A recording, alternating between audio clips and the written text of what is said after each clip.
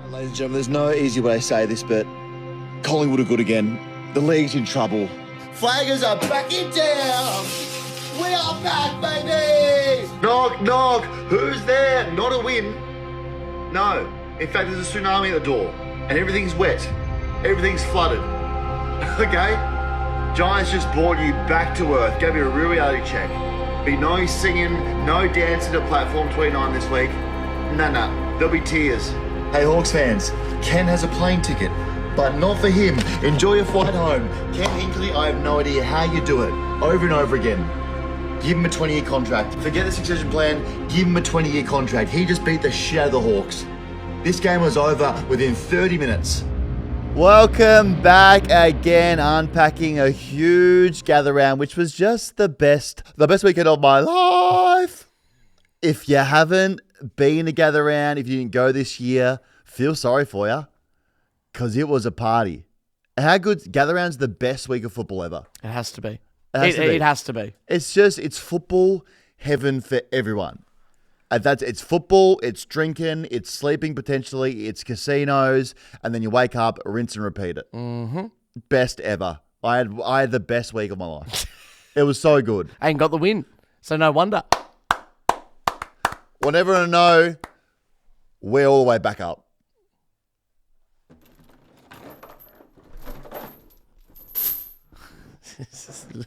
Now, it's not coming off completely, but the chains have been removed off the lid. That's big. The season starts now. So you got North this week, is that right? What happens? It's a double buy, is it? So what happens to the lid then? It'll come off. Really? If we beat North this week, 2 and 4, we're back in this thing. Jeez, When we will. Good Friday game. Yeah. For many reasons. Good Friday because we win. Very good Friday. Cannot wait. But what a week in Adelaide. How was your weekend? Yeah, mate, it was. It was just bloody good. I have chafe everywhere, though, from the sun.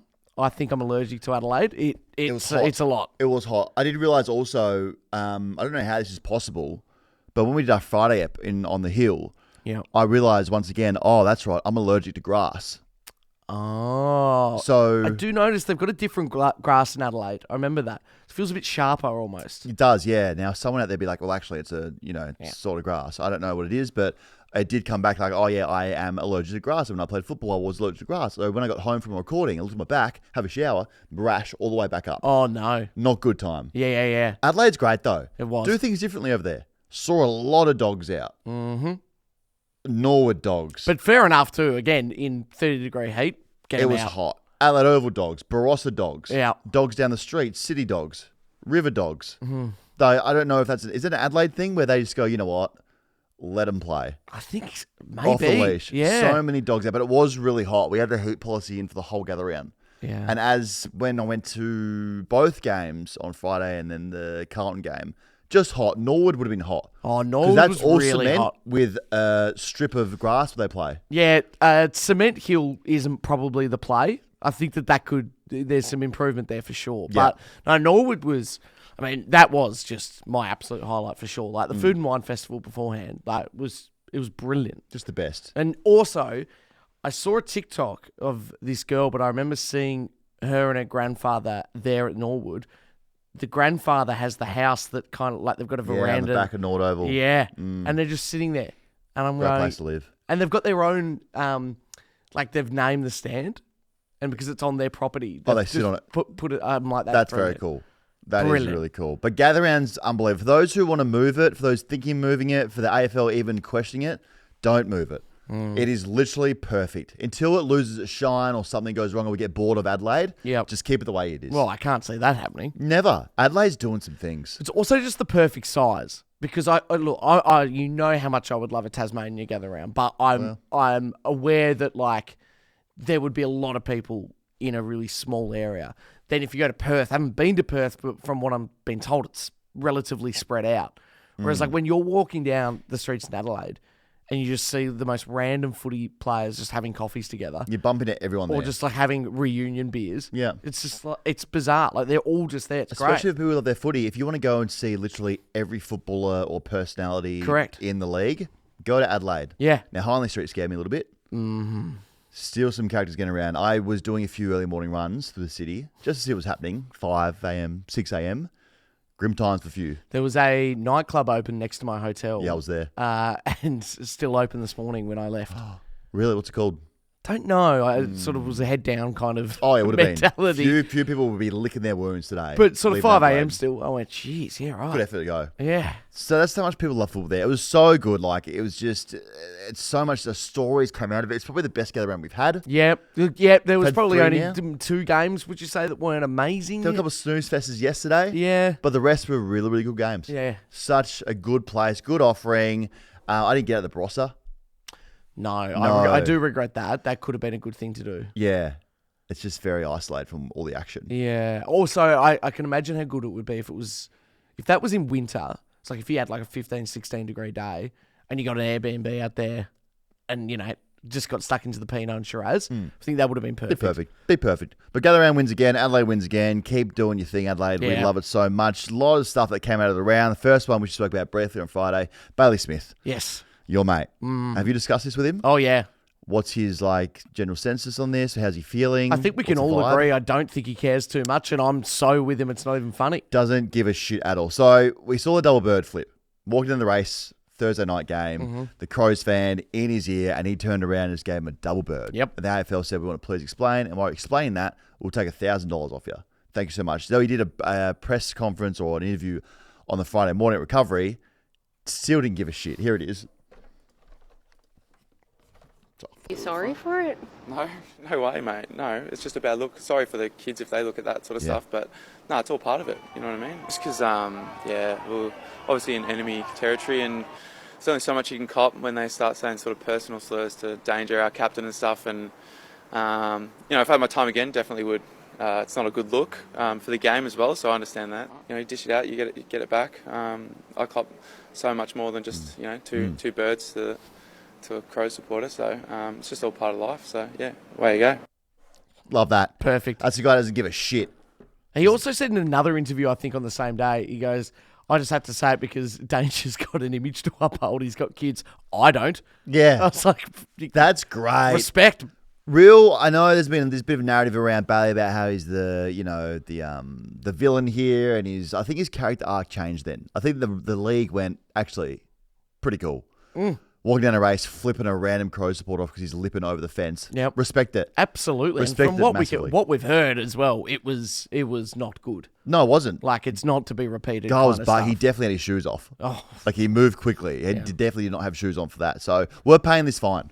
we're going to do it? So in the comments, he said, can you pay my fine, Ollie Gill? Yep. As a program, we will pay this fine. So I don't know who we need to talk to in Geelong.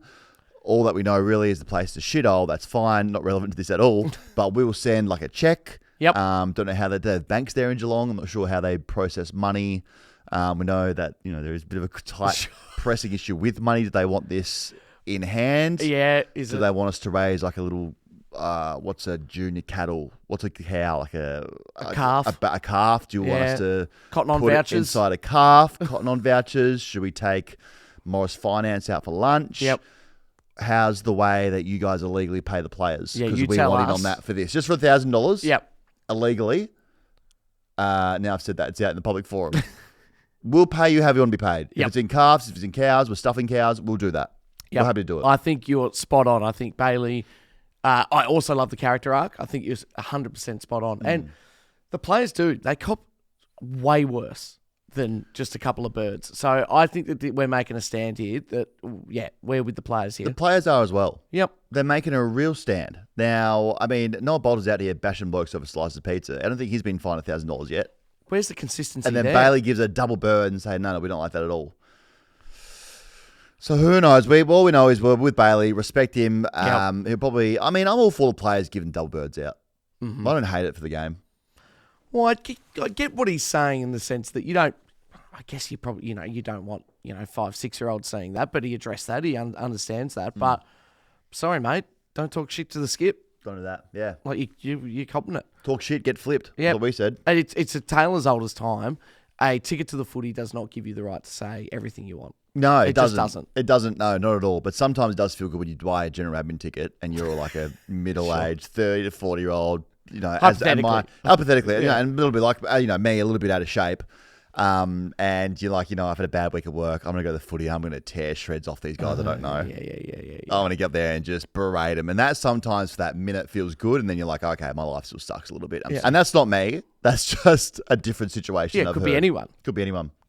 Major bag alert. We don't know if we spoke about this on Friday, but this is big. LDU signs a 7-year contract extension. $1.3 million a season is what we're hearing from our sources. Makes him a boner for life. Lots of North fans in gather round. Shins were erect. Yeah. Had looked down and said, well, your shins are hard. I said, yeah. LDU signed for 7 years. What do you want from me? Wow, so that's big, making him a boner for life. So well done to him getting that bag. Well done. Well done to you. Spend it wisely now. I don't know if it's like a death wish for him, but has signed his life away at North. Yeah, so there's that. There is that part of it. I mean, he just clearly wants to be paid lots of money and just be miserable for the rest of his life. Yeah, but you got to set the tone. And I feel like the Gold Coast Suns are doing that, right? So some of these boys are going, nah, let's stick this out. Someone has to do it. Yeah. Yeah, someone has to do it. Now, and it goes back to the old saying, I've never seen someone cry in their Porsche. Yes, it's true. I've never seen that. And if you do see LDU crying his Porsche in the car park, things are really bad. He regrets it, but you won't see that because he's a happy man. He's going to pay a lot of money. And he's a stud. A genuine stud stuck at a club. And it's going to be good when these guys, Larky, Zerha, they eat shit together for what it feels like has been 10 years now. Yeah. A long time. And we think that they're improving. And in fact, they give you a glimpse of hope. And then it goes back to the same old boring North Melbourne who can't win a game. When it does turn, and it will turn. Yeah, of course. Those guys will reap all the rewards and it'll be worth it for them. Yeah, couldn't So agree shout out more. to them for sticking in the shit and being true to their club. And another player who is, I don't know if he's being true to his club at all, but he's definitely out there talking. And he's been talking for a long time. TDK pauses contract talks with Carlton. Makes me nervous. Not a great sign. So apparently the contract difference now is generally $700,000. I think Carlton have said, we'll pay you $1 million a season, but we cannot pay you $1.7 million a year. Which when you say it out loud, $1.7 million a year, it sounds so, it's a dumb amount of money. Yeah. And you guys are paying it. Oh, happy to flip the bill.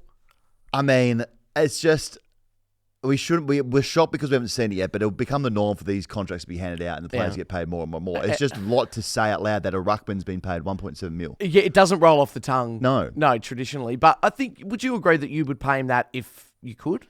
Like if you were missing one other star, like let's just say for hypothetical sake, like I don't know, if you just didn't have Charlie Kerner, just in that sort of world, someone. and you had the cash. Do you back him in for that? Well, if we weren't paying Matty Cottrell and Fantasia, we could afford it. Well, there you go. There's that too. There's that as well. But yeah, I mean, it makes sense. The Saints for so long have wanted a star. They're yearning. We've said this all the time. Like they literally will throw money at anyone. If you have anywhere near 25 touches a game, we will pay you. Yeah. A lot of money to come here. So it makes sense. And we'll go through it when we review their game. But to me on the weekend, they look like they are a few pieces away from being a really good team. Yeah, I don't think, as we've said with a few clubs, I don't think we lost many fans on the weekend. It was a tough game, hard conditions on a weird ground, and we took it to them as best as possible. So yeah, I'm with you. How many kids you pushed through to get near the team bus? Just give them a clap off. A lot of feedback on that. What was the feedback? It was pretty bad form by you, they thought. I didn't think it was bad form at all. I stood around for the Giants though. Did you actually? Yeah, and I was waiting for Finn to get off the bus, and I don't know how this happened, but GWS had two doors on the bus, like a front and then at the back. Double slot. What? Yeah, but Saints only had the one, so I was waiting at the front of the bus, and then I saw Finn get off at the back, and I went, well, that's thrown my plans out. Yeah. But no, stuff them. Yeah. If I'm there first, I'm there first. Yeah, true. And the MC, what do you think? Thoughts? The MC at Nord? Butchered it. Yeah, really? Look, they were fine, but it was clear. I mean, like, when they're doing the head shots, and they're going, number 9, Jack Steele. No, brother. No. It's number 9. It's the man of steel. It's the person you've all been here to see. I love him. You love it. Well, he's last. They did it 9th. Yeah, no. So there were a few teething issues there. Okay. And it was like an out-of-body experience. It's like watching your own funeral. Yeah, I mean, it was really weird. I could imagine. I went, when are you back? 2 weeks. We got the dogs this week, but a dog's home game. Oh, damn. Yeah. That's all right. I'll be back there soon. Kasai Pickett. Now, this is big. Melbourne are a flaming pile of heap at the moment. They're just, it gets from bad to worse here. So he's now changed management from SA-based Peter Rowe to W-based Anthony Van der Wielen. I don't think there's anything to read into there, is there? De Wheelan also manages Quinton Narkle, whose partner is a sister of Pickett's partner. So, I mean, would you be a little bit worried? Yeah, I guess you could read into it what you want, but maybe he just wants the best thing for his management and contract with Melbourne, and he thinks that the guy who works in WA would be best for that. Exactly. He's going, I need someone who's not like close to it. Yeah. Someone who's very far away. Ideally, a couple hours behind us as well. In an ideal world, get ahead would of be good. things they need to. Correct. So that's absolutely terrifying for Melbourne fans. That just confirms that this guy is just out of here so quickly. When you haven't signed a contract, or you have signed a long-term contract, but then you change your contract and your management to Perth management, that just reeks of, I'm so done here. Yeah, no, look, I think it makes sense. When people have logged off here in Melbourne at 5 o'clock, but his management is still going at 2. I mean, it's just, that's all I'm saying. If anything, his manager's working more hours of the day. Exactly That's the way he's going to put it to Melbourne. Yep, exactly right. So good on him. He'll be how many games got left here? 14 games this season. So enjoy the next 14 games of him in Melbourne, Guernsey, with Say-D's fans. Let's get the hotline quickly, see what we've got here. Richmond does footy. Yeah, yeah. Richmond does footy. Yeah, yeah. Richmond does footy. Yeah, yeah. Hotline, yeah. Richmond does footy. Yeah, yeah. Richmond does footy. Yeah, yeah. Richmond does footy. Yeah, yeah. Hotline, yeah. Here we go. All right, this one is from, I don't know, I can't see him. Someone put this in, I don't know the names. Here we go. Look, guys, long time, first time. My name is Ken. I live in Alberton, and I have a message for the Hawks.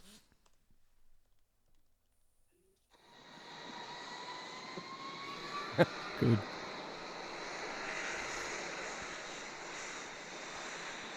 You got a plane? Yeah, that's a Boeing. Yeah, okay. That was a great game. Confirming that's not you. I don't think that's me. No. I definitely don't. That might be Ken Alberton. No. I don't know if I know a Ken from Alberton. No. Who's this from? Sinel.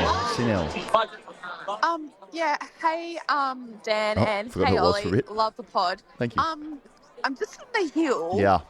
But this morning I walked Isaac Quaynor and me we're in the vicinity close enough so I could smell him. Couldn't smell him. What fragrance was he wearing? Then I checked his Instagram today, and he's posting he's fucking the king of fragrances. You know what? Couldn't smell him. I think this is not. He's faking it. You know, all this shit he puts up. Oh, what fragrance should I wear to the game today? Blah blah blah. Fake. So fake. Wow. Couldn't smell him. Could not. That's big. That's quite the scoop. If we've got a fraud who's trying to be the fragrance king and you can't smell him, that's the one thing about putting yourself out there saying, I love fragrances, what should I wear? Now that he's done that, we should smell you from the moon. Correct. You've got to make sure that you're always smelling good. Yeah. Because, look, I'll stand up for him. He's clearly saying he's wearing it for the game. So I understand that he might not have put it on yet, but I agree with you. Mm-hmm. If you're the king of the fragrance, you've always got a fragrance. You have to have a scent. Correct. A scent that smells good says this guy really does love his fragrances. So watch out. He's on potential fraud watch out. Yeah. Mate, listening to Jonathan Brown commentate a game is almost worse than Dermy. Well. But Jonathan Brown just sounds like he's been beaten with a brick and trying to talk with a mouthful of porridge. I gotta work hard. Do you fucking reckon, mate? Oh.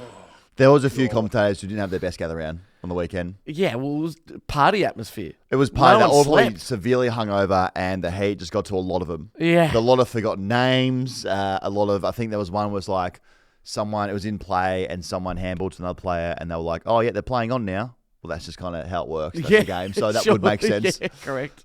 Here we go. Yeah, can someone tell me how the Brisbane Lions haven't featured on free-to-air TV so far this season? They're the bloody reigning premiers. Not good enough to feature on Adelaide Oval. Not breathing. What's with that? AFL broadcasters, do better. You were pumping the shit out of a Collingwood promo the year before as them as the reigning premiers, yet sweet FA for the Lions this year. Turn it up, do better, have a good look at yourselves in the mirror. Pointed. Fair enough. The fact that they were even playing at No Hips Oval out at Norwood was a joke. Yeah, that was probably a bit harsh. I don't get that. They shouldn't have been there. I'm just going over the schedule, though. I'm just double-checking that he's correct. Yeah, but then again, they've played a lot of Saturday games, so they're still in, they're not putting them in Sunday. True. For 40s, but Yeah. and then they would have had no, yeah, they would have had opening round as well. True. So that Got was taken away. Yeah, true. Just speaking of not being able to see footy on a Saturday, we went to a pub on Saturday to try and watch a game. Yeah. And there were screens there, and as we know, it's hard now. You get a remote. It takes 40 minutes for them to work out which channel it is. We said, hey, we had a few drinks. Can you put the footy on? They turn around and say, oh, we don't have Foxtel. It's 2025. We're also 250 metres away from the From Adelaide the ground. How you not? You might be the only pub in Adelaide that isn't showing the football. Yeah. We're all here for the football. And they didn't have it on. That was weird. That was really bad by them. Morning, boys. Morning. Richmond fan here. So welcome to the One Win Club. Anyway, typical Richmond fan, we can get a bit of an ego around crowd numbers and wanted to put a new team on Tarp Watch as the Demons had their biggest crowd by 15,000 this week at an interstate venue with neutral fans. They haven't topped, my little one thinks that's pretty funny, they haven't topped 30,000 in Melbourne yet. And they have Freo this week, so we'll see if they can do it. Anyway, do you think they need to start ordering some big tarps for the G? Yeah. Cheers, boys. Keep up the good work. I think so. I think what I would do is if I was Melbourne right now, I'd be putting, how many do they get to the game? 20,000? Yep. Now, you don't want to make it look unbelievable, but I'd be going out and buying anywhere between 40 to 60,000 mannequins. Just half torsos and putting them in the seats and putting Melbourne scarves around them just to make, the optical illusion that we've actually got fans. COVID situation. I think so. Yeah. And fake crowd noise. Yeah. Because no one's watching their games. There's at the some moment. bad ones. They should be banned from playing any primetime games. Their game of the weekend was potentially the most boring game of football, and I've seen so many games that are boring. Potentially the most boring game of football I've ever seen. That was right up there, wasn't Right it? up there. Wow. Would have been top 3 for sure. I think it was 2 Saints games in that one. All right, who's next? Morning, boys. No, sorry, shit. This. Hi, I have to whisper because they might find me, but I'm currently hiding in the change room at Casey. Goody and Max are looking for me. My name is Christian. I need you to get me out of here ASAP. If you can order me an Uber to literally any other club, that would be great. I hate it here. Please get me out of here. Oh, shh, I think Goody's coming past. I can't keep hiding for long. Please send help. Okay. That's concerning. That's really good. Do you reckon that was Christian Waters in the media department? Yeah, it could have been. It could have been for sure. This one's from Susie to round things out. Yep. This one's for Ollie. Oh.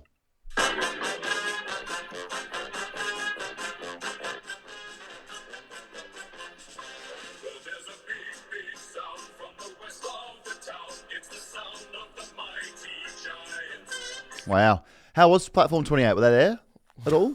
In Adelaide? Yeah. What do you mean? Well, the crew. Oh, 29, sorry. Oh, no, they weren't there. They weren't there? No, well, it's a big travel. Okay, interesting. There would Put have them been on fraud watch. No, there would have been a lot. Put them on fraud watch. Put it this way, we weren't shy of fans, but I didn't run into the whole crew. Okay. If that makes sense. Okay, I would have just assumed they would have got there. Well, it's also an absolute look. I love Norwood Oval as much as the next person. Yeah, something insulting. Yep, you know what? They're going to have to cop this one. Wow. The ticketing system, not ideal. What happened? Now, I need to be far more across my membership emails. I'll hold my hand up. Yep. Not my strong suit. But I woke up yesterday morning and I thought, okay, here's the way I'm going to play. I'm going to go with my mate. I'm going to use my membership ticket because it's our home game technically. And then I'll give that to him and then wear my accreditation. Scan in. Not a problem. Yeah. You had to activate that ticket in November. November? November, when the fixtures Getting early. came out. So I was there going, I can't go. You found a way in. to get it. Yeah, great. Managed to get a few GAs. But there was just a hot moment there where I went, oh, I just won't be able to go. That's Adelaide. Like for you. 8,000 people. That's Adelaide for you. Yeah. That is so. Okay. I mean, I just would assume that aisle 29, they sing flat out. It's the one thing that gets the Saints over the lines. Was Knock Knock there? I don't know. Maybe that's, again... So What's the other third crew? Just the cheer squad. Oh, so they there? Cheer squad, 29, and then the MC. So you take those three out of the equation. It's no wonder things are shaky. Yeah. You're going to lose. You're going to lose. No matter what you're doing, it's always easier in mongrels. It was easy to walk around Adelaide this weekend in my mongrels. Everything felt easy. I was just like, you know what? I'm a happy guy. Can't have one. Check these things out. Yeah. Just an easy week for me. Mongrel boots are engineered with advanced technology and built tough, including features like scuff cap protection, a tough-sided sole for enhanced stability, roller sole technology, increasing comfort and safety, and the air zone comfort system to reduce fatigue, ensuring maximum comfort. So, if you want to get a pair, head to mongrelboots.com.au to find your favorite boot and local retailer. Let's get into some games here and unpack these ones. So, Friday night football, kills me to say this. It actually hurts these words coming out of my mouth. Collingwood might be back. Take your time. Collingwood are pretty good at... Collingwood are...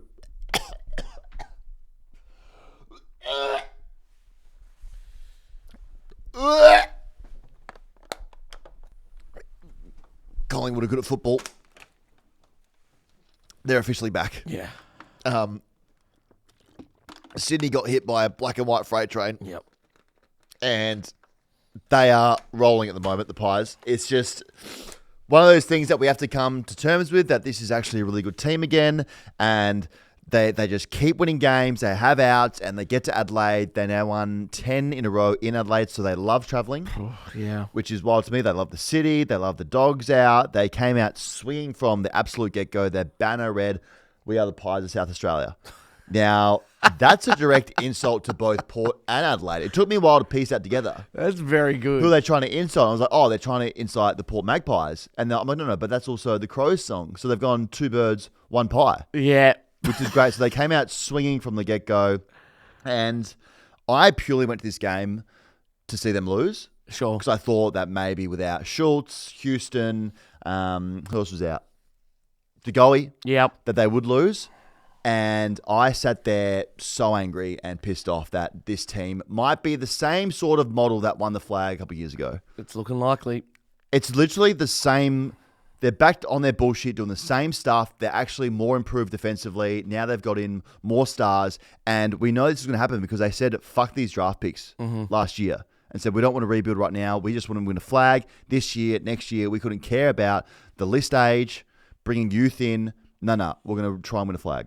So, of course, this was always going to happen. But now that it's a reality, it's very confronting for me and for all of us. Yeah. So, once again, I'm asking that we all come together, 17 teams, put our weapons down and say, we can't have this happen. Remember how bad it was when they won the flag in 2023? Yeah. Do you remember sitting there on that last day in September going, yeah, this is just the worst? Yeah. So we've got to come put our collective minds together, our game plans. Not you, West Coast or North, you're good. Sorry about that. You guys get this one out. But everyone else come together and figure out how do we stop them from winning the flag?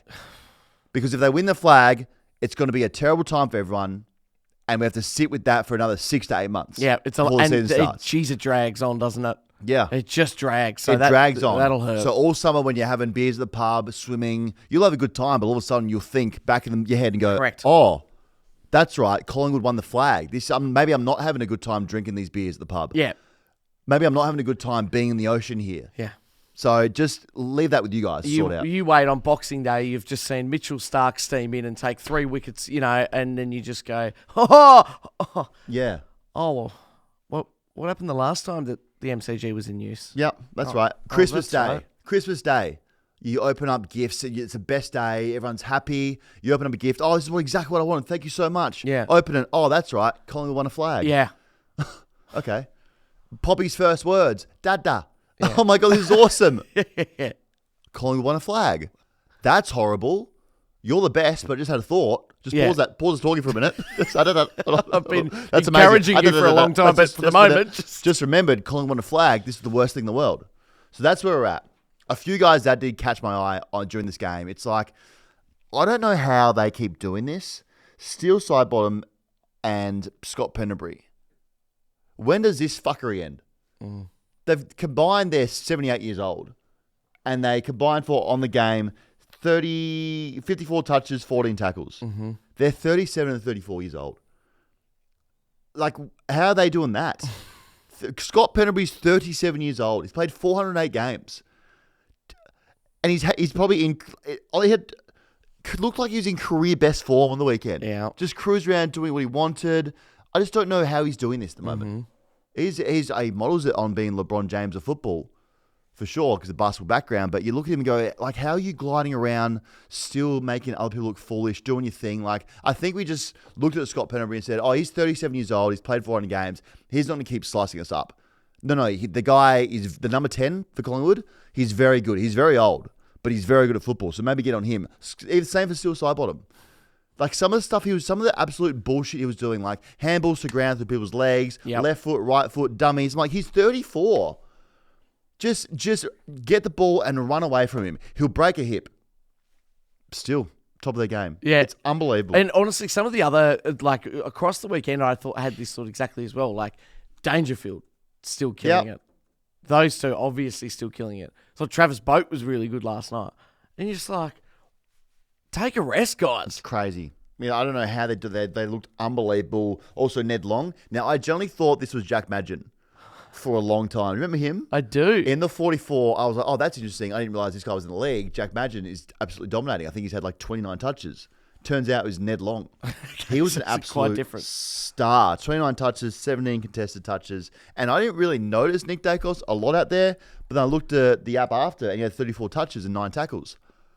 So like, where have you been? Sorry, where did you come from? I didn't even notice you were really out there. Like, obviously you're playing, but 34 touches? Yeah. The whole narrative around Nick Dacos not winning his own ball has to stop. Listen, I hate Collingwood as much as the next guy. I despise them. It'd be the worst thing that's ever happened to me again if they win another flag. Yeah. But I will never speak badly about this guy. He is a gun. He's played 75 games. Uncontested mark stand. Hasn't had one of those. Which is You're big on that still. I'm still big on that. Now, can he be the GOAT? Not until he takes the mark. Yeah. But the way that he wins his ball, he was getting tagged out of this game. And to walk away with 34 touches, 15 contested possessions, and 9 tackles. So it's just official for other teams. If you try and tag him, you're literally wasting your time. You may as well take one less player into the game. It's true. Yeah. Because you put him on half back, he gets it. Put him in the middle, he gets it. Put him on forward, he gets it. He's going to find a way to get off. And they're going to help him get off. Yeah. So he's just so good. As you said, won last of their 10 games at Adelaide Oval. And for Sydney, they should be alert but not alarmed. Okay. That's where I'm at. Okay. So to put them on, no, they're not on fraud watch. Not yet. Not on fraud watch. They have potential to be a fraud, but they just haven't got this thing going. Nothing looks easy for them at the moment. That's true. Like, remember last year when they were just scoring and everything was very easy for them? They were betting on teams. This year just feels different. Like, everything's an effort for them to score. Yeah. It's an effort for them to go from back line to forward line. Everything's breaking down. Have a few injuries for sure, but the vibes on this thing are very different. Yeah. Now, just going to put this out there. I like him. Sydney fans, are we completely sure he can coach? That's on watch. Well, we're in five in, so we don't have a great sample. So, but I'm with you. And I tell you what, would you feel comfortable going into next week? So on the weekend, they've got a rampaging, fit-looking Port Adelaide. In Sydney? In Sydney. So if they were to lose that, I reckon that's got to be fraud watch. If they lose that, they'll go on fraud. What day is that? Sunday. Oh, see, I feel like Sunday's a bit of a sleepy day for teams. That's true. Like early game? 3:20. They should. I mean, that's a good slot for them because people get the hinge out and start swiping for each other, looking at each other. So everyone's going to be there. I guess his son's going to be out. That feels like a good slot for them. Yeah, if they lose that to Port, then they're definitely frauds. Because Port were amazing last night, but there was a lot of extra storylines that added to that win. So I still think that at the SCG, you should be beating them. I'm just waiting for Sydney to be emotional and look like Sydney again. Yeah, totally. There's just none of that. It feels very like hungover. They didn't win the flag, but it's like very hungover. Sure. Maybe it's the shorter break in the preseason, then go into the season again. I'm not sure, but it just doesn't feel like Sydney that we know. Mm-hmm. So, how were the Sydney boys? The reunion. Oh, you found yourself there, did you? You just wait till that photo comes out. Me, Mickey O, Brett So Kirk. how did you stumble into the Swans Premiership reunion on the weekend Such gather an round? insane statement. I was just on my way home with my mate, and we went, look, we'll just have one last wine off, I think it was Lee or Peel Street, just off Hindley Street where those little bars are. And I went, oh my God, Jude Bolton. Well, he actually did that to me because I know Jude. So we're Tight good. either. And then I went, oh, you know that feeling when you go, oh, yep, no, are you? Is that Leo Barry? Yeah. And then they're just like, yeah, mate, stay for a drink. And I went, all right then. And just got my ear chewed off by Leo Barry. It was hilarious. Wow. How was it? Was it like this? Yeah, it does. Is he full Irish accent? No, I don't think he's Irish. No, I'm talking Taikanelli. Yeah. I think he's completely different. I mean, it sounds like an Irish It name. was the nothing about Leo it. that threw you off. Yeah, true. Oh, yeah. Well, he could be Irish if he wants to. Shout out to Rory McIlroy as well. Winning the Masters today. Yeah? Almost melted. I know thought you're he a was big golf American. guy. No. No. I thought that because I heard one commentator say that he's pretty much American. But, yeah. Fair enough. Barossa Valley game. Now, this town, what was it, Lyndoch, has a population of 2,000 people. Huge. So just people were gathering around Barossa Valley for this game. 10,000 in capacity here. Hot as shit out there. North go down to the Suns by 52 points. First Suns win in Adelaide since 2011. Now, this game we didn't watch it really. We had a little icon on in the corner. Yep. Coming in out of the Blues game. And we're going at 3/4 time. Well, North are in this thing. It was tied. They were up. They looked really good. But somehow you look at the scoreboard and go, they've lost this goal by 10 goals. Mm-hmm. So an improved effort, but also just still the same North Melbourne to be better. It looked like, I went back and watched the replay, they looked like they were just spent in the last 5 minutes of the third quarter. Out on their feet, Suns running them off, and they have become the kings of just letting teams score in the last 5 minutes. The Suns kicked 11 goals in time on. So just in the last 5 minutes, like, you know what, close enough's good enough. Let's just play 20 minutes of a quarter. Just the Suns are just so good. Yeah. Like, they're unbelievable.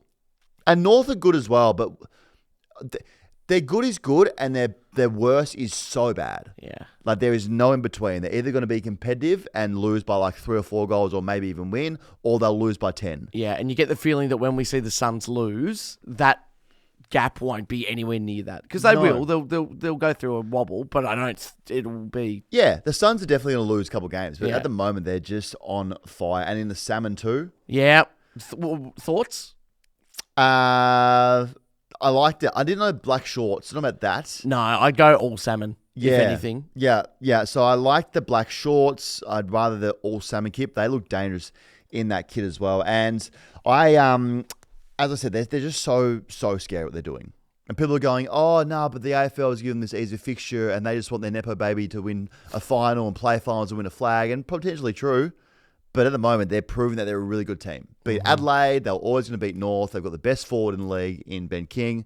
They have probably at the moment, he might be winning the Brownlow, Matt Rao. They won't lose a game at home. Brought in recruits. Like, this is a serious unit. Are people really complaining about their fixture being too easy? Yeah, apparently yesterday people coming out, the other teams were saying, they've been given an easy run, so of course they're always going to be winning these first 5 games. I don't think it's been that Who did they easy. have? They had West Coast over there. Yeah, over there, which again, we probably didn't know that they'd be that bad, but, you know. Then they had Melbourne. Well, then they had a bye. Yeah, and they had another bye, Melbourne. Then they had a bye. Yeah, exactly. But 58 points against Melbourne in the early stages, because I think the game before that, Melbourne looked all right, didn't they? That was the Giants. That was against the Giants. That's, you know. And they had Essendon. And then... No, they closed at Essendon. Then they had the Crows, which is, that's super hard. Can only a player what's ahead of you. Yeah. That's all. So they look real good. I mean, Tony Cochran, we spoke about his bet a couple of weeks ago when he said he put that $25,000 on them to make top 4. We laughed at him. So that's absolutely ridiculous. That won't come off. Now, I'm still confused as his wording on the made-up bet that maybe it's real, maybe it's not real. He said he put a bet on a 25,000 at 500 to 1. Now, that pays $12.5 million. Or did he mean to say, I've got a bet of them to make top 4 and I win $25,000? Sure. That would make more sense than... We have to find out. Yeah. People are saying, no, yeah, he meant 25,000, but his wording was 25K at 500 to 1. He's a rich man. He probably could. Yeah, Like, I don't know. yeah, That's a different tax bracket. I'm not sure what happens up there, but if either way, it's looking pretty likely. Yes, it's true. He should cash out. State of Queensland's the best state at football right now. 1 and 2. Something's gone up there. 1-2. Who would have thought? I know when the Q clash is on, but I can't wait for that to happen. All right. While you talk, I let me think it's figure that round out. 8. Now I think about it, but Suns keep rolling. It is round 8. Round 8. 7:20 on a Sunday night. Can't wait. They're just so quick. Like, you just look at them and go, every position is dangerous. A bit like the Giants at the moment, where you look on the field and go, oh, every forward, mid, back, they don't have a real weakness there where you think you can expose them. They're just good across the field. And Dimmer's got them wound up. That's the best thing they ever did, going to Italy, coincidentally, to find Dimmer and coincidentally, do you want to sign this contract? What is it? Talk about it later. Give him a sign. Got ya. Don't worry about it. It's a contract. So they're rolling. Yep. About time they start doing something for the league. Here we go. And then the game that gather round 4. The biggest game of the round. Blues beat potentially the worst team in AFL history to get their season started. And you know what? I don't care. I'll take it. I'll take a win against the Oz Kickers at the moment. Yes. Well done, Blues. We're back in this thing officially. I want you guys to spread the word that we back up. And you better watch out, because we kept the receipts, the laughing, the blue hair laughs, the name change laughs. I got it lodged in there, you psychos. Yeah. I am coming for all ya. 1 and 4. Season starts now. Now, when the Eagles kicked their first goal, I got a little bit nervous. And then I believe Harry went down. Then Harry went down with a concussion. nervous. Hopefully he's okay. Brody Kemp, who I had kicking 10 for the games in Achilles. So even when something good happens here, it feels like we still lose. But I'm going to take the win. I'm going to get the season started. The vibes are better right now. That post-win sleep hit real differently. Yeah. I go to sleep without thinking of all the bad things that were coming this week to us. But we are back. I mean, again, back to nervous stuff. I was a little bit nervous at 3/4 time when we were 45 points up. Because that's not where you want to be. That's the danger zone still. Yeah. So this was always going to, let's be honest, this was always going to be a win. I didn't think... I genuinely thought that there was a chance. Now that I can be honest and we've gone past the haze of will they win, will they lose, it's an insult they put us in the field with them. Settle down. Like, we don't belong on the same field as that team. I tell you what, though, when Mackay and Kemp went down, you're thinking, this is a gimme right now to at least make it tight. No. So it's a fair indication as to where they're at. Yeah. Well, we definitely needed this. It was a genuine get right game, get the vibes good. If the Blues had lost this, it was generally season over. Yeah, I think 0-5 is bad. Now, I haven't crossed off Melbourne or West Coast. I'm going to give them one more week. 0-6 is impossible. I think we went 0-5 last year. Maybe Brisbane got their first win at Gather Round, so they didn't 1 and 4. Okay, so it's pretty much impossible for the West Coast and Melbourne to come back and play finals. But if we had went 0-5, you can probably start booking a holiday to Bali. Okay. 1 and 4. Pulse. You don't want to give us a pulse. Because now you left the door open and we're coming for you. So, what else happened? Oh, yeah, for the Eagles. So, I think even Vossi after the game said, he was like, how do you feel about this? And Vossi said, I literally feel nothing. As in, like, assuming he was saying, we've played the Eagles. They stink. Mm-hmm. So, we can't really get a read on where we're at. And even when we play North on Friday, and let's be honest, we're going to beat the shit out of them. When we beat them and become 2 and 4, still you can't get a read on where we're at. Well, then you've got a terrible run after that. It doesn't want to hear it. Oh, yeah, Go. you might. So then you've got the Cats. Win. So there's that. Then you're going to go back to Adelaide to take on the Crows. They'll be close when we win. Then you've got Spud's match against the Saints. Oh, that's a win. No, it's not. Then you have to go up to Sydney to take on the Swans. So then there's that. Yeah. Then you've got the Giants. Oh, my God. So that's... then you got to buy. So by round 12, I reckon you could have had the 2 wins. Well, it's just good to feel good, you know? That's true, actually. I've walked in I'll here give for you that. last month and I've just copped Yep. shit. There's been egg on my face. I've been through the absolute ringer. So to Yep. walk in here on a Monday and talk about how better I feel as a football club, how we actually resembled something that looked like a football club. Correct. I, for one, am very happy about it. I can be optimistic looking into Friday and I feel really good about that game as well. Good. So that's a different. The vibes are different here now. Losing Harry and Kempy don't help at all. No. I'm just going. Oh yeah. No, that's not a good ideal situation. No. Maybe. I mean, they're going to bring Pitnet back in. That's fine. It is what it is. But the vibe's good. Vossi, his hot seat becomes a little less hot. There's a pulse here, which is good. And now for the Eagles, I think we try and find positives about any team situation when they're in it. Even when the Blues were 0-4, we came in going, it'll turn. They're too talented. It has to turn. Yep. I've tried my absolute hardest to look at this West Coast team and find a positive. I got nothing. Couldn't find one. I've got nothing for you. It's almost at the point, bizarrely and surprisingly, where they have to start the rebuild again. So you don't believe in the project, the current one? Yeah. I think there are people there who would go, you know what? If Harley Reid wants to leave and we get 3 first-round picks for him, maybe we do it. Maybe it's not the worst thing to go and get 3 really good young kids for Harley Reid and just start this thing again, start fresh, because he's got to get out of there. Now, did I talk to him before the game? What was he like? Was that really first time meeting him? No, I've met him before. Nice. Look, I think we're on this podcast here. So when I did meet him, did I try and pitch a Carlton move to him? Yes, I did. I said, take a good look, mate. Regin Main game for you. What do you think? He said, yeah, I'm starting half back. I said, okay, that's good. Yeah, we can work with that. Yeah. Come to Carlton, start wherever you want. So he's got to get out. He doesn't look excited about his football. When I saw pain behind his eyes. Yeah. When I saw him in the flesh up close. I said, how are you? And he said, okay, and looked down. I said, oh, mate. I said, come here, smile. It's not that bad. He looked defeated. You also did, just before I forget, I've mentally picked up on this when I've done it before, but you did what I like to call don't want to know if it's like the alpha male dance, but when you look at that video, you go, g'day, mate, nice to meet you. And then you both just start turning around in a circle until you're at a spot that you feel really comfortable with. Yeah, it's a funny that's what guys do. Say g'day and they'll start shuffling their feet until they're both comfortable. And I go, this is good. Also on that video on TikTok, I love TikTok. It's so funny the comments people do. On the video, we dabbed up and we do the alpha male rotation until we get to a comfortable spot. Yeah. I scratched the top of my hat and someone commented, you know you're nervous when you scratch your hat. Finding movement. I was pretty nervous. Yeah. I was pretty nervous. So he's got to get out there. He's going to waste his career there. And we don't want that for Harley. Because he's a king. We need him to play some good football somewhere. And you watch, he'll go somewhere and he'll play really good football and be a really good footballer. Yeah. Even for West Coast now trying to pitch to Chad Warner, that'd be a horrible thing for him to even look at. Yeah. And consider going, you guys are potentially the worst team in the league for a lot. That has been playing for a long time. That's not a good sales point. No. So he might not even go there now, which means Harley's going to go there. They had 77 contested possessions. Here we go. We've got the stats here. So 77 contested possessions. That's a record low. Lost inside 50, 73 to 35.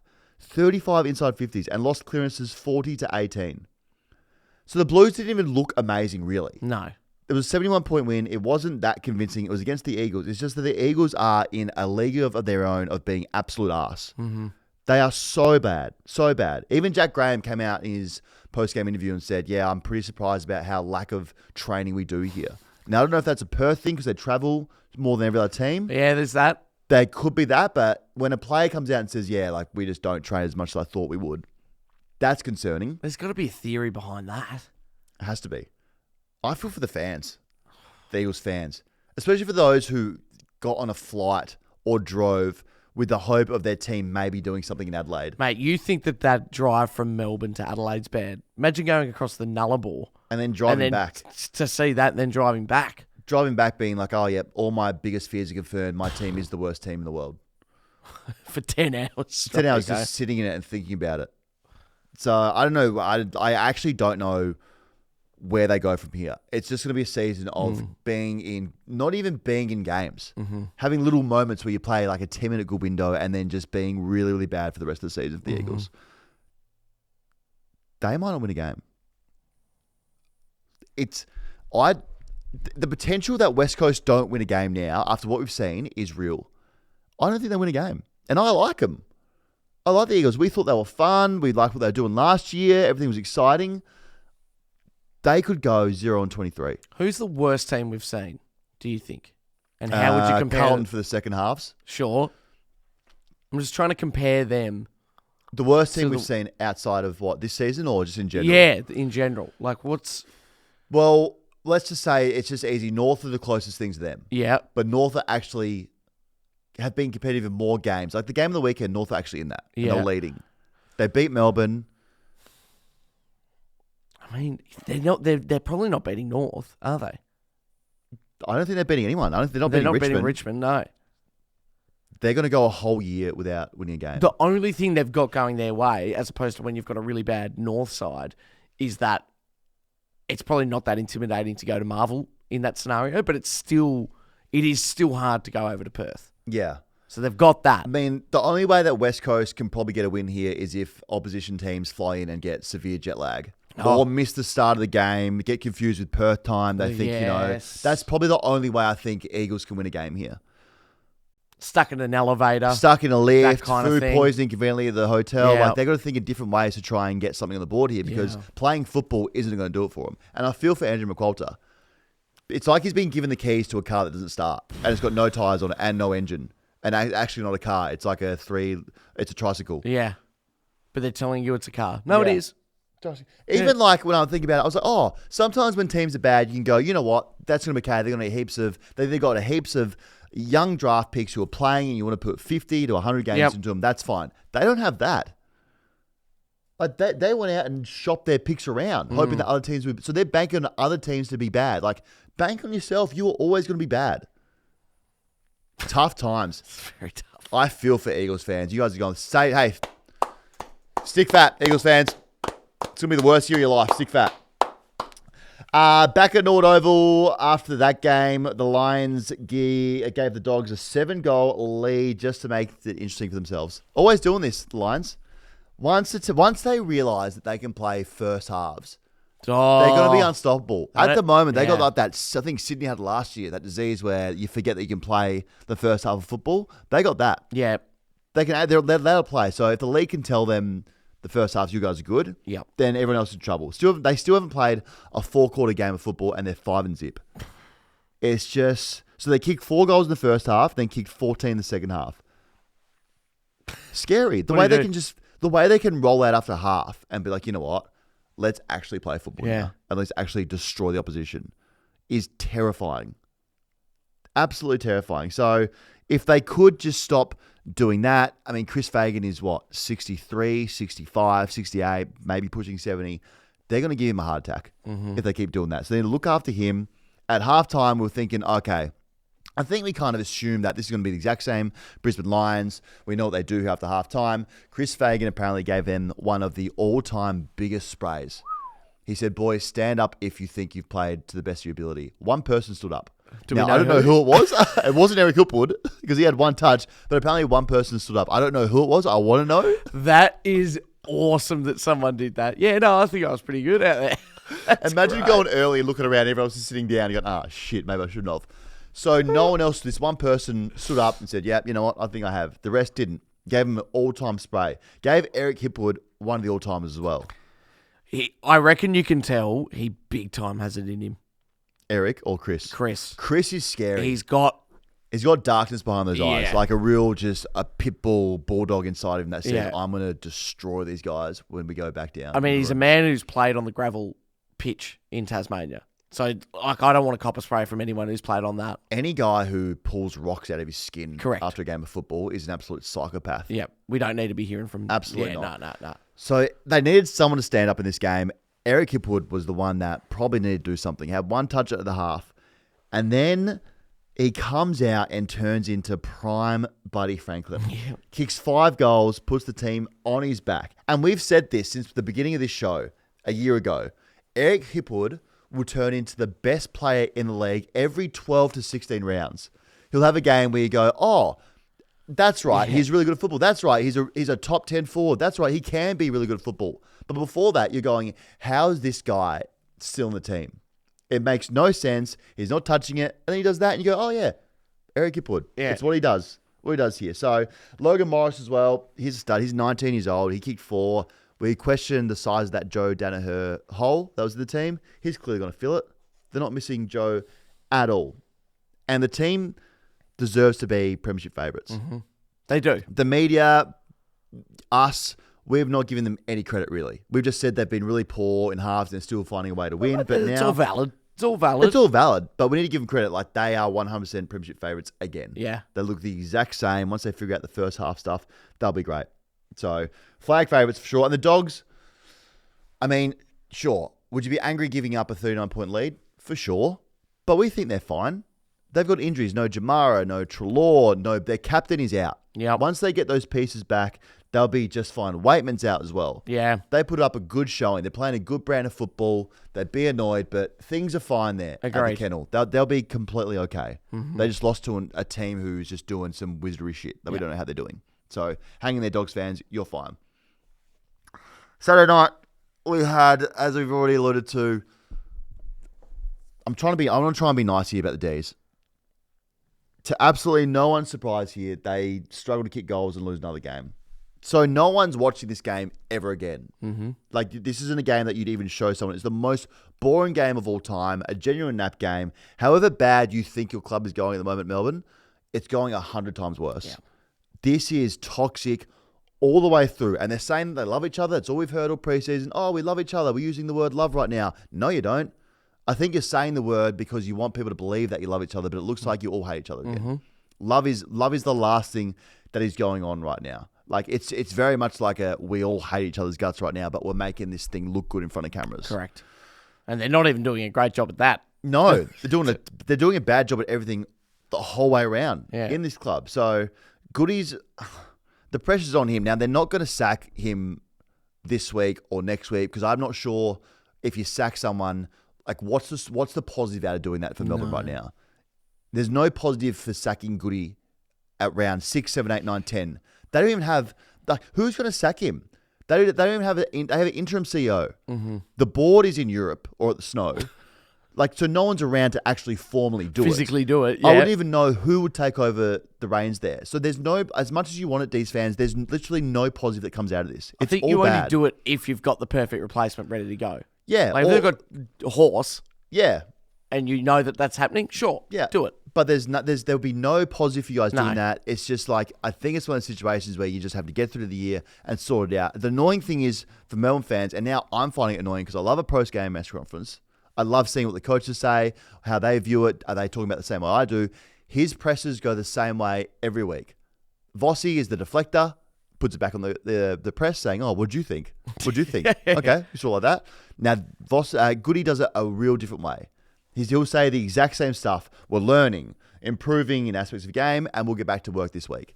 And then he was asked, okay, well, what's actually going on? We need to figure out, like, is something happening specifically that we can work on, that we can, as a media, look at and report about? And he said, oh, no, we need to stop goals, we need to win more ball in the middle, and we need to find a way to kick goals.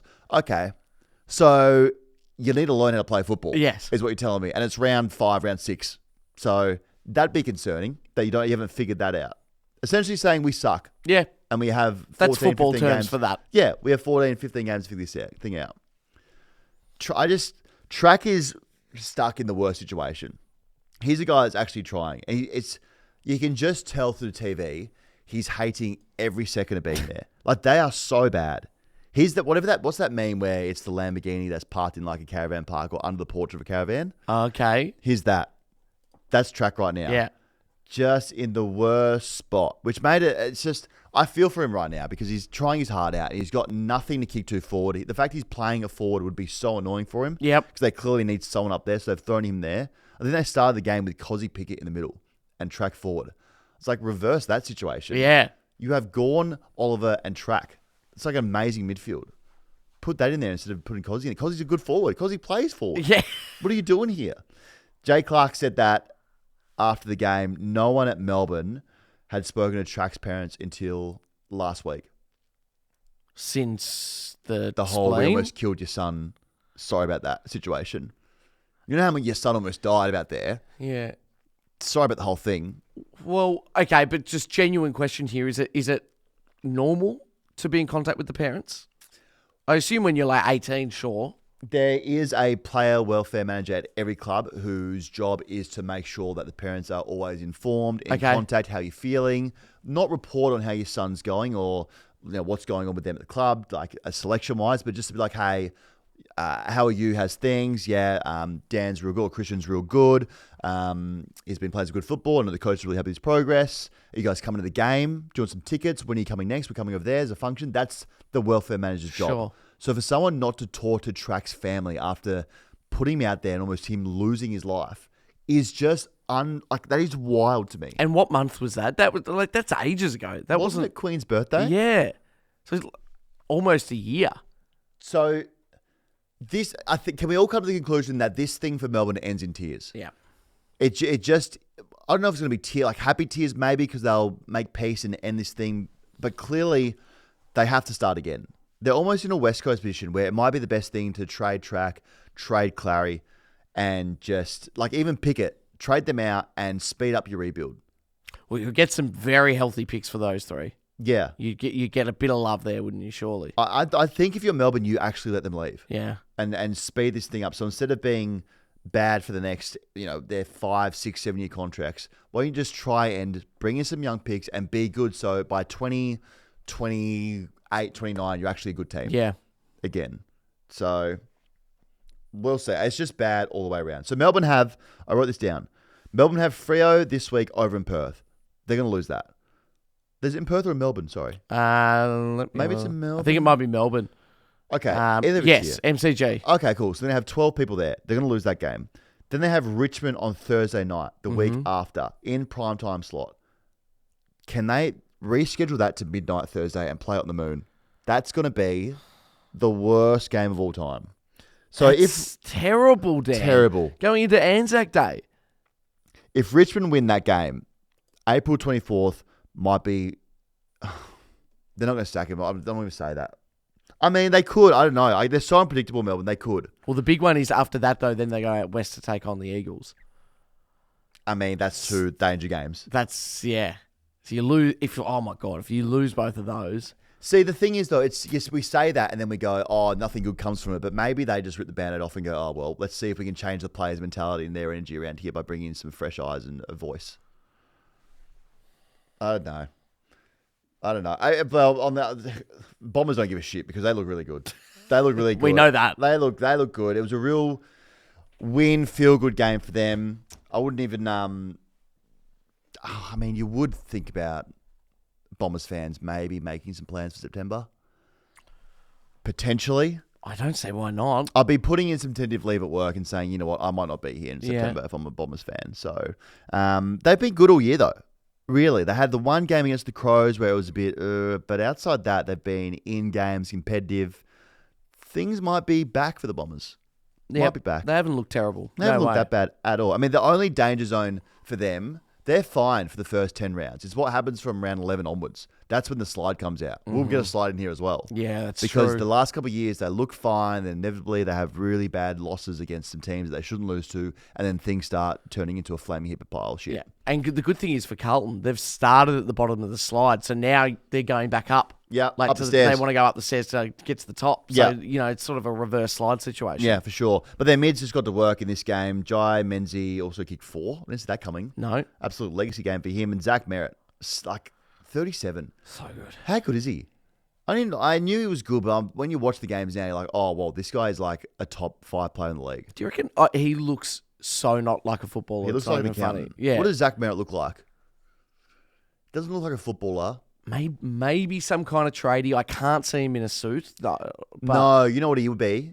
On that same ilk, he'd be a project manager. He wouldn't be on the tools, but he'd come in with his clipboard. He'd definitely have the safety hat on. Yep. Had the boots on with a nice tight pant.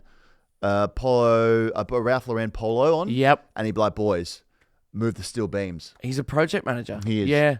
He is.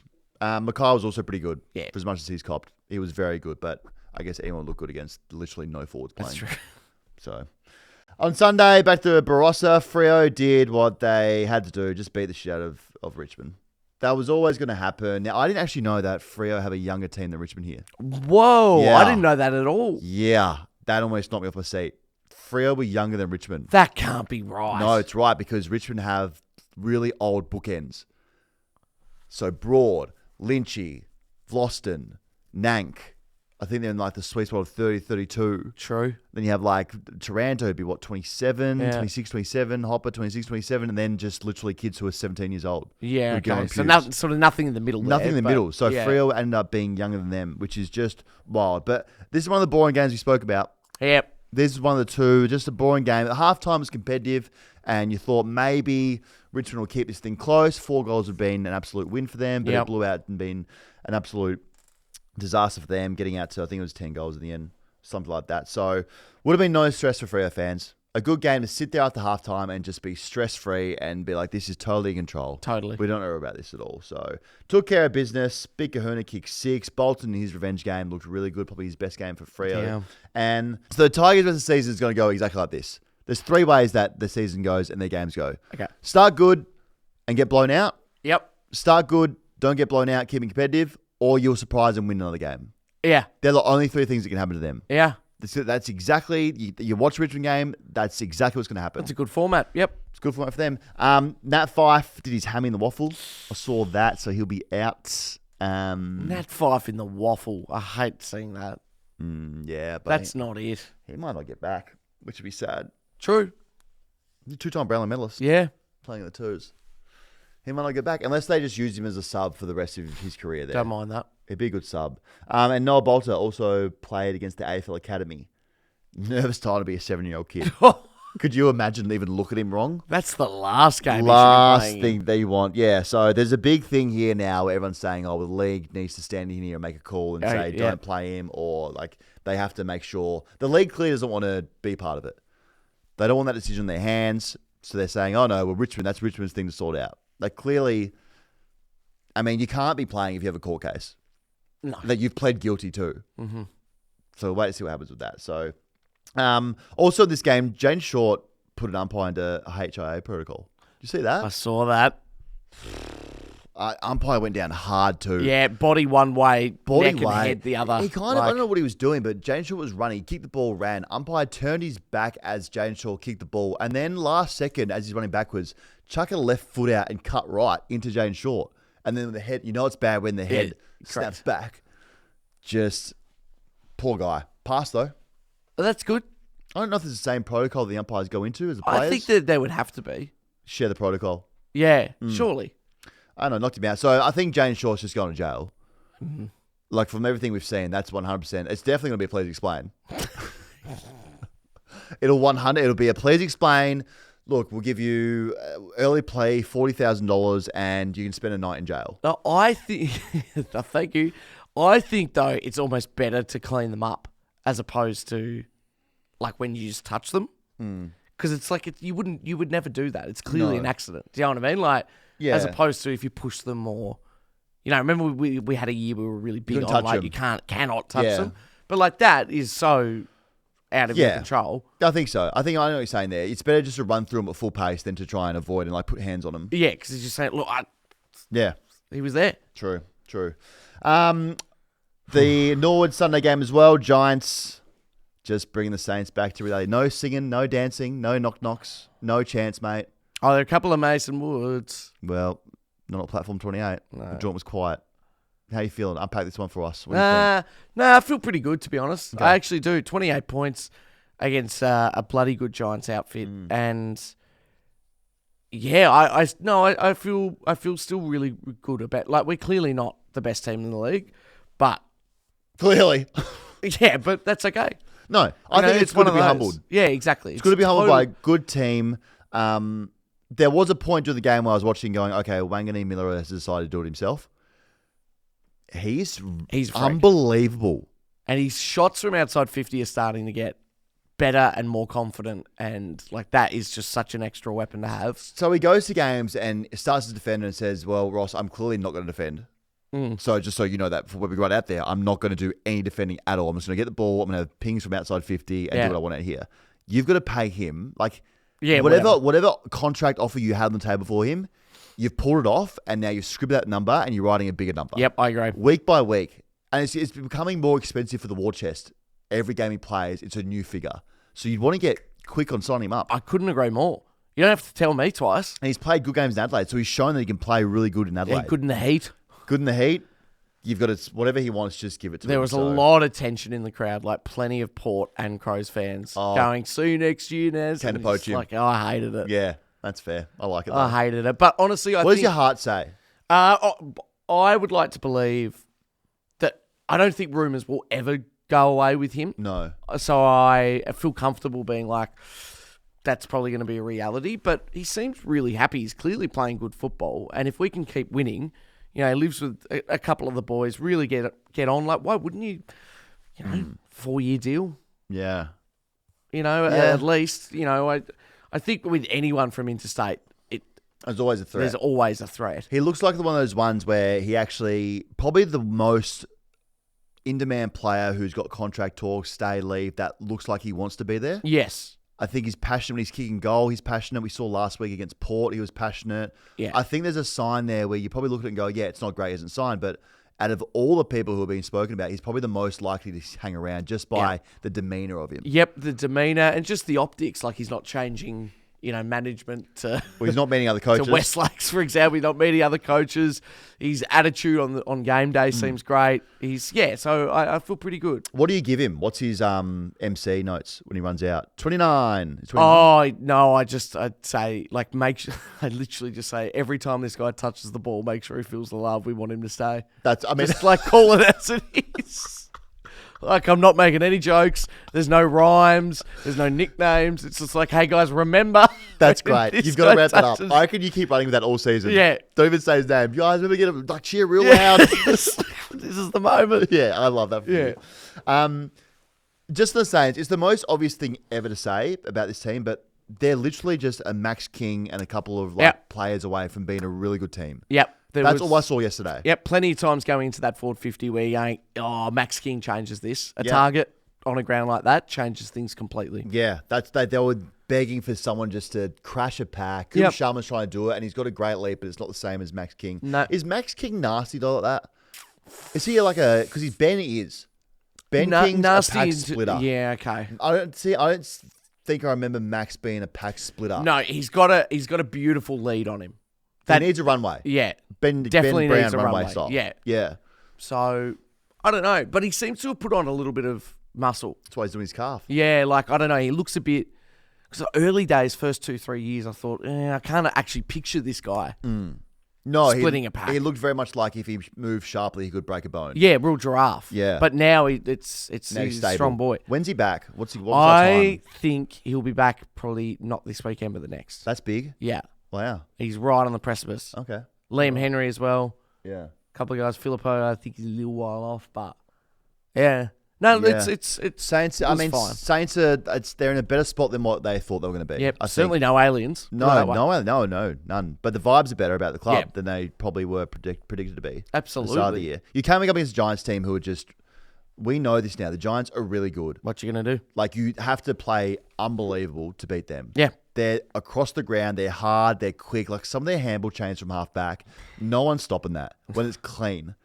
It's just like ridiculous what they're doing. In that heat, I was blown away that momentum could stay from right at the start to the end. I was blown away. And their forward line's real scary as well. Yeah. Like Hogan, obviously, Cadman will get a fair share. We'll look at him because he's going to take his second best defender. Toby Green kicked 4, I think. So he's like, and then Jones is like back line. Then you go to Sam Taylor, Buckley, Iden. Like, don't forget Stringer. Stringer now, he kicked his first goal. So they're just a really good team. I saw this Harvey Thomas, who's played 23 games for the Giants, has now played at more different venues than Scott Pendlebury, who's played 408 games. Which is just so dumb. How we were... So, he would have played in Launceston. Yeah. Canberra. Yeah. NG. Norwood, NG. Yeah, but Pendles would have played there. Just trying to think of like what are the ones that he's got over. They'd be big because I don't think Collingwood have. They probably haven't played a game in Darwin. True. Maybe, I don't know. That's the only one I could think of. But Collingwood definitely haven't played at Norwood or Utahs. Yeah, wow, that's a great stat. Silly stat. So Giants all the way up. Just going to be Giants. Keep rolling on. Just got. It's like they almost just now in their development is like we just need to get through to the postseason because that's where our issues are, like the finals. That's where things get a little bit hairy for us, and we can't take that next step. They've been good in season for the last couple of years. Yeah. So get them to finals and see what they're made of. Good representation too from the fans, I thought. Who didn't you see? What teams? I saw one Gold Coast, and he had Gorringe on the back. Yeah, saw that legend. That was good. I saw him. I saw at every game a random Tassie guy. Yeah. At every game. That was good. Yeah. I didn't see a North, but that was just I don't think coincidental. I saw North either. I didn't see probably just North. I don't think I saw a Demons fan. Obviously, like at the game, but No, they're on holiday. just in the wild. Yeah. No, I didn't see. Yeah. North probably the big one for me. Yeah. Then we get to this game last night. Wow. We've got a new rivalry. So much shit happened this game. The absolute disdain and the hate they have for each other is real. They genuinely wanted to beat the fuck out of each other. Like actual real hate. The AFL fabricated it. They fined Ken 20K. The plane incident. Obviously, always this game was going to be heated and the energy was going to be exactly what it was. But what a game of football. It was bloody good. No one saw it. After all the hype, all the theatre, the storylines, back to the scene of the crime, Port going 11 goals up with 10 minutes to go in the second quarter, everyone's jaw was on the floor. Like, I would have loved to have been there. The league couldn't believe it. Port came out and just landed a haymaker straight away on him. And we didn't, that was not supposed to happen. No. Mad, we were thinking Guinea, Wiz playing their celebrations, planes landing. Is this Adelaide Airport or the Adelaide Oval? There was a lot of plane action happening, and Port to roll out. It was the most Port thing ever to wind themselves up, win this game off emotion, and come out and beat Hawks. We should have predicted that. Well, I said that they could do, they've got it in it to do it for Ken, and I remember you saying, but they always seem to do it for Ken. How many have they got left in them? And I'm like, well, clearly they've got 3 or 4 more Ken games. Yeah. And this was one of them. But I didn't think they were ever going to be that good. The game was over in 20 minutes. Yeah, it was. It was like they ripped it away that quickly. Yeah. And you could tell from the get-go, they were hard pressure up and about, the emotion of the kicking goals, everyone getting to the goal kicker like that. You just felt, even before the game, just their energy in the stadium. We know that they do never tear us apart. Now, it was a little bit different when you've got a North guy holding his scarf. I saw a Bulldogs fan just getting into it. I'm like, fair enough. Good on you. So I don't know if it has the same effect. So that was awesome. I think next gather round when they do that, we just take our scarves and have a bunch of random teams. We never tear us apart. I like it. So what a game of football. It turned out probably to be the best game of the round, but for reasons we didn't think, because it was such a blowout at the start. We've had bad teams this year. West Coast, Melbourne stink. Carlton have stunk for most of it, but we've never had a team do that. For the game to be over in 20 minutes, for a team to be down by 11 goals with half a quarter to go in the second, no one's been that stinky. They were genuinely shell-shocked. Yeah. There's no better way to describe it. It was absolutely unbelievable. We had the crowd doing the plane celebrations. It would have been the most intimidating place to be as a Hawks fan or a Hawks player, 11 goals down, middle of Adelaide Oval. Yeah. I loved it. So, Koshi after the game said that he wants his money back. Have you heard this thing as well? Let's play this. We've got it. Some little sort of paper plane or something? No. We respect Hawthorn too much. Sort of, if anything, our attention has turned to the AFL, because I want Ken's fine refunded.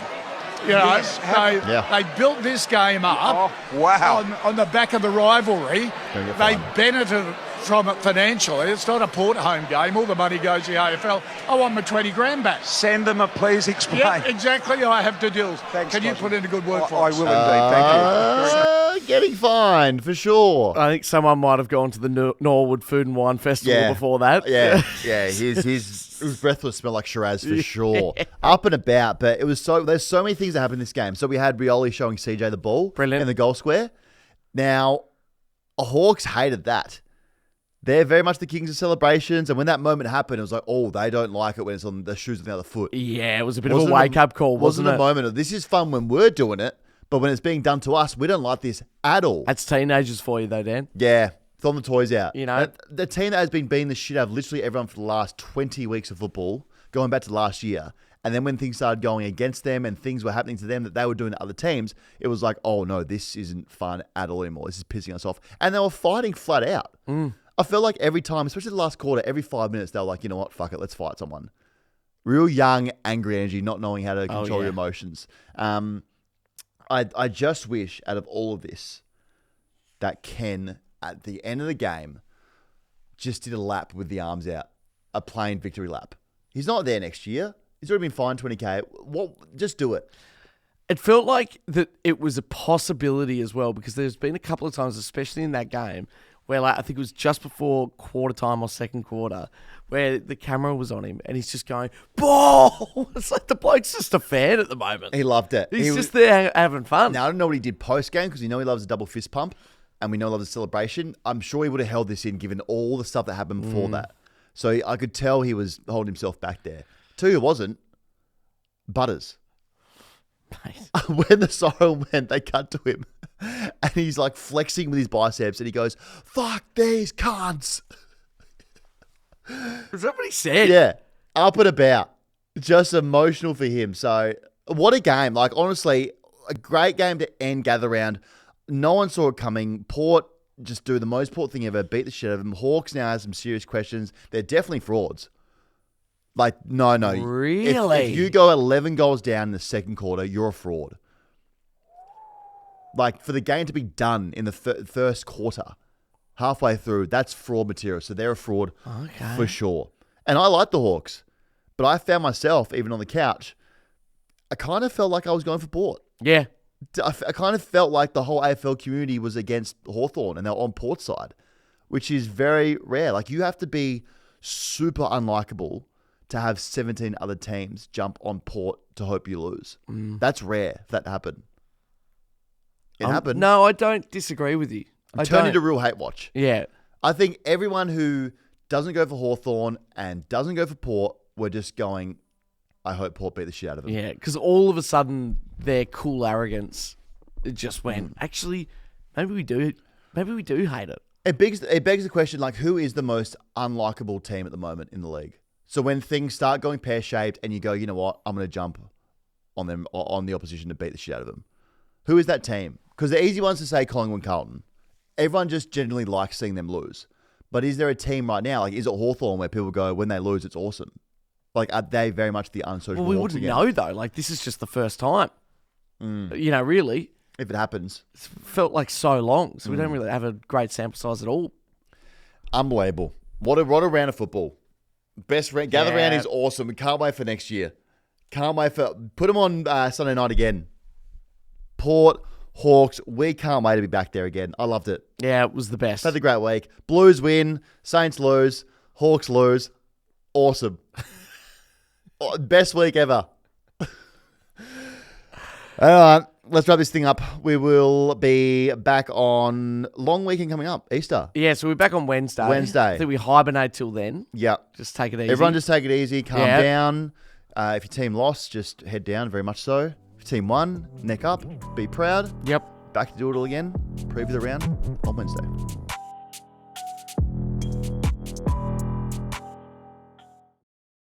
What's gambling really costing you? For free and confidential support, call the number on the screen or visit the website.